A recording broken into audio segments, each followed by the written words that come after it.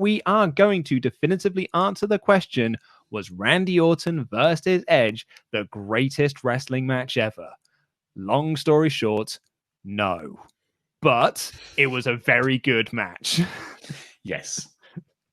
I think it was a prime example. I think we said this last night when we were doing the live reactions. It was a very good example of what WWE thinks a very good wrestling match is, and I think that is slightly different to what a lot of people out there believe. I don't think by any measure that means this was a bad match. This was a really, really good match. It's just a very WWE match. It's like the perfect WWE match, basically. And like I would say that it is the best main roster match of 2020. On pay-per-view at the very least. You know, I really enjoyed the Gulak Bryan match from Elimination Chamber. Obviously Bryan Styles from SmackDown this past Friday was amazing, but I think like given that it went, you know, nearly 50 minutes and you had sort of the big pomp and circumstance, it was the main event of a pay-per-view. It is two like massive stars.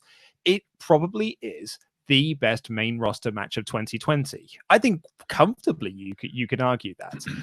But in terms of it being the greatest wrestling match ever, like it's probably in top, not even in the top 50, maybe not even in the top 100. Like it was a really, really great match. It just kind of sucks that here we are, you know, the morning after this, wanting to be able to talk about how this was a great match and so far and away better than what they did at WrestleMania. But the stupid BS that WWE put around this has made it hard to talk about the match without talking about all the pomp and circumstance of this being the greatest wrestling match ever. Yeah, it's such a ballsy move to name it that, and like I don't envy Edge. I didn't envy Edge going into this match, like, you know, the big return after 9 years out. Not sure whether you've got kind of the ability to go anymore. Not really even been tested in the bits they've used him so far. You know, he obviously went for a fair ride through the Rumble, had the match with Orton at WrestleMania, but that wasn't, you know, that wasn't the match that they were intending to have originally. That wasn't the in front of a crowd contest. So he's not had a proper, really like wrestling match since returning to WWE, and for them to hype that up, his first proper wrestling match in 9 years, to hype that as the greatest ever, that is just unachievable. That's it. Like, yeah. It was always going to be unachievable. And that's the thing. No one is ever going to sit there and go like, even if it was, just the fact that they have called it that, people aren't going to go with it and be like, yeah, fine. You know, like, it's just bonkers. And I get kind of the notion of doing it for like, you know, it might have been a Saudi match is one of the rumors that, you know, that it was intended to happen at a Saudi show, and they like the greatest, the biggest, the most progressive, etc., as the titles for their sort of stuff. And I don't think anyone in Saudi really is going to argue with that. Seemingly that's the sort of the response of the crowd over there is just willing to absorb the wrestling sort of at face value. And then you've got, there's that potential that, you know, they wanted it for sort of search engine manipulation, and that you know, the conspiracy theory, the tinfoil hat theory of like, you know, they want to change the sort of Google algorithm. So when you Google greatest wrestling match ever, now a WWE one comes up rather than Kenny Okada or, you know, any of the other ones that Dave Meltzer has handed out more than 5 stars to. Fascinating stuff. I think I'm shocked that they did so well, considering. But I think weirdly calling it the greatest wrestling match ever actually lowered expectations to such a point that it kind of made everyone receptive to the idea that, like, wow, it was a remarkable match. It was really, really good. I think they played into the story of Edge's return brilliantly, like this idea that Orton's been wrestling that entire time. In the early going of the match, there's all these moments where Orton just stops short and doesn't run into a move because it's too obvious, and that's kind of like the wily, I've been on this game for 9 years and you're slow, you're telegraphing everything you're doing. I just think it was really well done. Yeah, it was a terrific match, a really, really great main event. That, yeah, like you said, I loved the start of that with Edge doubting himself. Like, he would go to do these big moves or these sort of big tactics, and none of them would work. Randy was essentially sidestepping everything, and that was making Edge really doubt himself. And then that would sort of progress through, and they were, building through lots of various different bits and bobs into this amazing series of near falls towards the end, where you'd have the big moving kick out spot that WWE really likes to do in their pay-per-view main events. And do you know what? Like, I totally bought into a lot of them by the end. That roll up city spot they did, where they did like loads of various edge roll ups, and then when he went to do another one, Randy hit him with the RKO for a great near fall.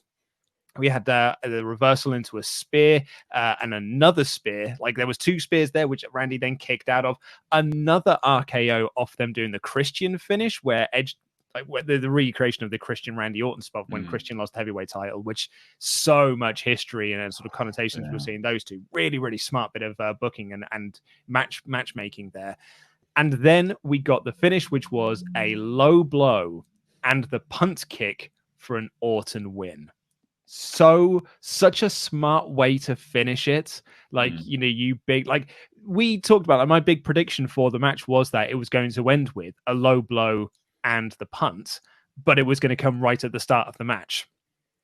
What they did actually was way better than what I could have predicted, which is you do that 45 minutes into the match, where you're like, oh, you dick, Orton, you absolute dick. Like, we were having a really, really good match there, and for no real good reason, you just gave him a low blow and then punted him like an absolute knob. Like, I thought actually the character work in there was really, really great, and loved Edge's selling of it, loved Randy's selling of it, and Randy getting the win is so much better in this sense than Edge picking up a second win over him.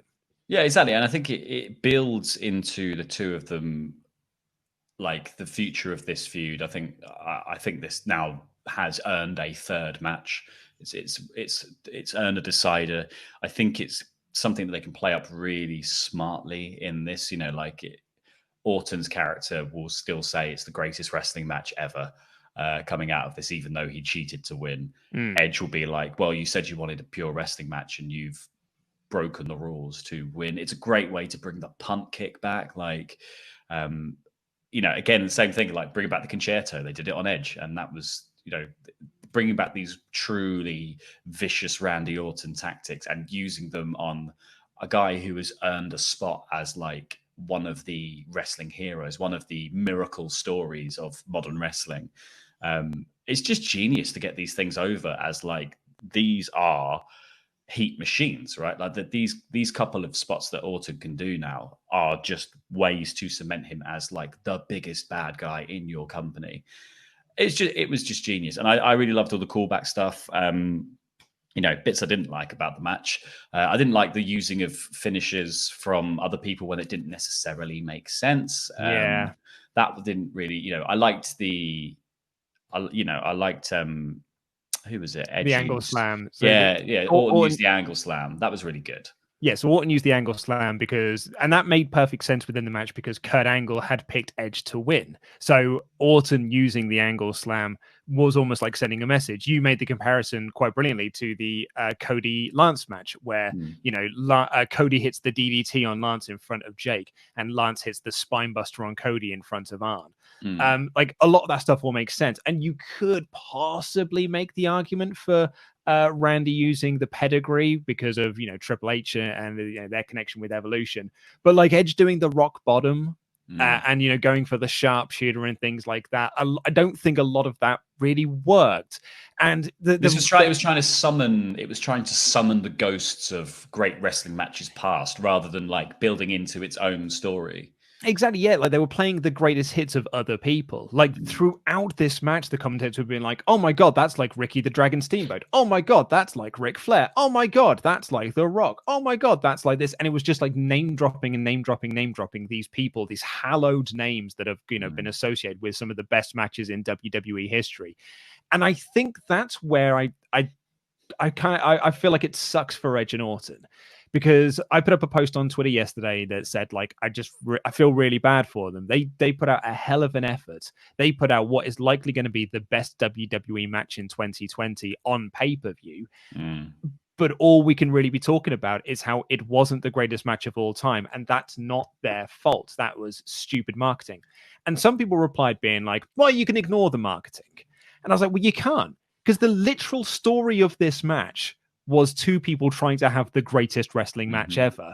That's the story of this. You can't ignore that fact. You cannot ignore the greatest wrestling match ever aspect of this. Someone said, like, oh, in 10 to 15 years time, like, we won't remember that. I was like, it's literally there. Like, it's said by the commentators throughout the match. It's written all over the place. The beginning of the match when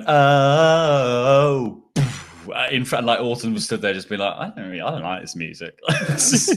You know, I just literally can't ignore it. No, I mean, it's baked in, and this is the thing. I like, and it's stupid to make the match labor under the shadow of its own marketing, to labor under the shadow of like wrestling's lineage, when it should be about two guys who, you know, have already made a name for themselves in WWE. Edge is already in the Hall of Fame, you know, and Randy Orton is sure to be a future Hall of Famer, and it's just that sort of, it's silly to bring up all the people that have had brilliant matches before in the process of trying to put this match over in a sort of sense where most people, I think, would go, I don't think it's deserving of that praise. That praise should come after the bell has rung, rather than being like baked into, you know, being forced fed it by commentators and just being, this is how you should feel about this, rather than just going like, I'd happily just watch that match without any of that presentation and go, yeah, that is the best match of 2020. Like, it is the best WWE match of 2020.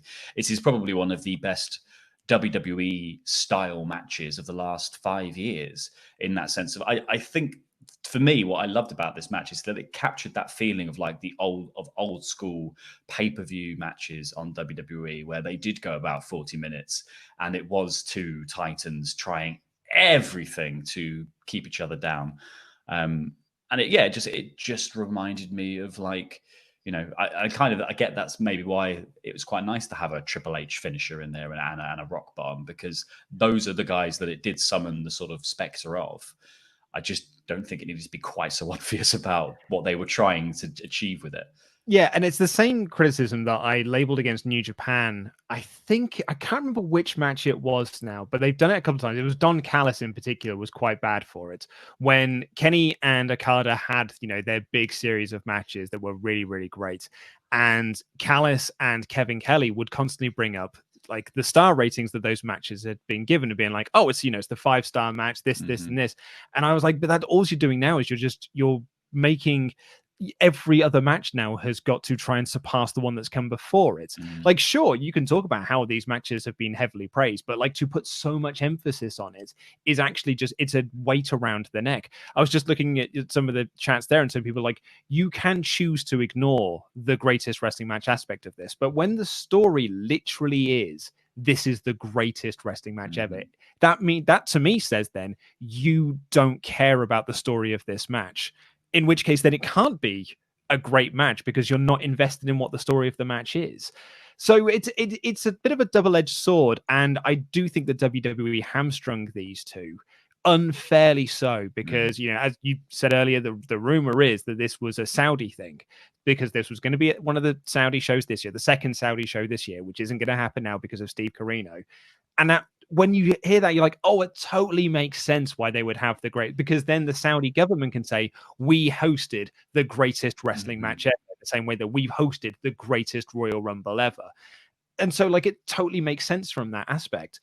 But when you do it in the US and you do it on a B-level pay-per-view like Backlash, all of a sudden, like, it doesn't work anymore, and it doesn't make as much sense as it once could have done. In front of barely any people, but with the sound of more people being played over speakers, or being, you know, just being cut into the edit. Like, that's it. That's the other thing we haven't talked about, is that, yeah, they were pumping in crowd noise, which they weren't hiding from. Audio. Yeah, they weren't hiding from it. Like the commentator said, we are presenting this with enhanced audio. They had Howard Finkel announce the match from beyond the grave. Like, they had the MSG speaker thing come down, the microphone come down, and Howard Finkel doing old introductions being played out over the speakers. You had Mini Nate in the classic baby blue referee top. And you had this piped in noise and more camera cuts. They retook some of this stuff, which, unfortunately, according to Meltzer, is where Edge picked up his injury. He didn't pick it up during the match. He picked it up doing some of the retakes for it. Ooh. which is a bit of a kick in the dick, to be honest, of being like, oh, that really, really sucks then. Yeah, that's horrible. It's not great. So and it's a shame because again, that's all just part of that presentation of like they could have just gone out there and done the 40-minute match as live. You know, it didn't. I don't think the presentation they gave it added anything to it really, like beyond clearly the ability to structure it, to give it like a really good structure, which I do think that match had a very smart structure, and clearly they thought about sort of the story through the action and sort of the phases of the match, turning from like Edge being unsure of himself, Edge finding his composure, Orton rocks that composure again. They start to do the sort of tribute stuff. Then we get that crazy series of kickouts, and then Orton flips the script and switches from caring about it being the greatest wrestling match ever to just caring about winning. I think it was a brilliantly done match. It's just a shame that they overproduced it in an attempt to make it to I guess raise it above the rest of the card, when I think the fact that it is Edge's first proper match in 9 years already does that. I don't think we needed, I guess maybe they felt like they had to, because the response to the WrestleMania match wasn't quite as positive as they expected it to be. So maybe they felt like they really had to go ham on trying to make this one feel special and get people into it. But I think it actually had the opposite effect. I agree. You and I said in the stream yesterday, they kind of ruined the verisimilitude of the match a little bit, and like sort of the diegetic sound, and it kind of created a bit of a barrier to the match itself in some semblance of the enjoyment of it. But I mean, like overall, I loved the match. I thought the match was great. I thought it's easily Orton's best match in God knows how long it's in Orton's best match. Like you'd have to go back to the Undertaker match at Mania, or his match with Foley at Backlash 04. Like it's been a long time since Orton has had a match that was this great. And it's, you could possibly make the argument it's the best pay-per-view WWE match since Punk Cena, or since Cena Styles. Like it really is like in the upper echelon of last 15-20 years, the best matches WWE have put out on pay-per-view. It's just hamstrung by a really silly gimmick. And you can argue and you can die on the hill that you can choose to ignore that. But I would argue that choosing to ignore it would be like saying, well, you could choose to ignore the 18 months worth of build for Okada Omega 4. Like you could choose to know, but if you do so, you lose so much of that match, because so much of that match is built around the fact that we've been building to this for the past 18 months. Yeah, and I think it's worth like thinking as just a thought exercise, being like, do you know, if they just said that this was Edge versus Orton in an old school wrestling match, or in a pure wrestling match, or whatever kind of, you don't want to just call it like, if this was in a video game, it would be normal mode. But like, so you want to give it a name that makes it feel special. An old school wrestling match could have worked. They could have done it, and then then the baby blue ref's outfit, the MSG microphone. They could have even kind of given it like a filter and stuff in the kind of the way that they edited it and things, and then maybe sort of the crowd noise and stuff might have given it that bit of flavor. But I think saying it's the greatest and then messing with our notion of how we're receiving it, trying to tell us what we should be thinking by, one, piping in crowd sound, two, having the commentators constantly compare it to other matches that were brilliant, or other performers who are legends in the business. It removes that sort of feeling of like, it's that kind of, I feel they're trying to work me too hard here. Yeah, no, I completely agree.